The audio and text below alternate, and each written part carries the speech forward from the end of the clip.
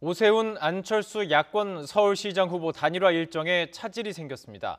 이견을 일부 좁히긴 했지만 여론조사 방식이 여전히 최대 쟁점이었습니다. 우철희 기자입니다. 오세훈, 안철수 두 후보 측 실무협상단은 이른 아침부터 협상을 재개했습니다.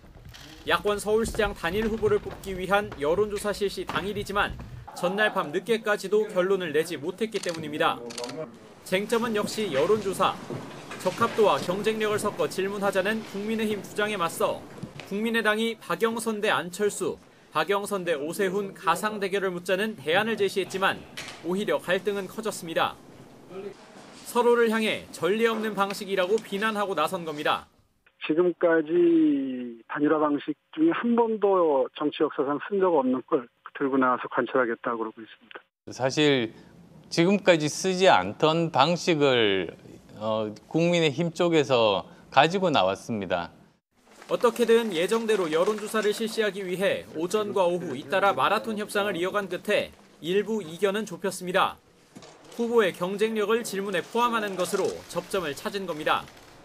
하지만 이젠 여론조사 방식이 걸림돌이 됐습니다. 국민의힘은 유선 전화를 최소 10%는 반영해야 한다고 요구했는데 국민의당이 무선 전화 100%로 해야 한다고 맞선 겁니다. 정 안 된다면 그러면 10% 8대2로 가고 있는데 9대1 정도라도 타결을 했으면 어떻게 했냐는 것이. 갑자기 자기들도 이번에 안 썼잖아요. 그 유선번호 그걸 들고 나온 거예요. 그걸 쓰자고. 저희는 이제 자꾸 왜 없던 거를 자꾸 만들어내가지고. 아무래도 유선 전화는 휴대전화가 없는 노년층 응답을 뜻하는데 국민의힘을 지지하는 보수 표심이 상대적으로 많을 거라는 게 양측이 양보할 수 없는 이유입니다.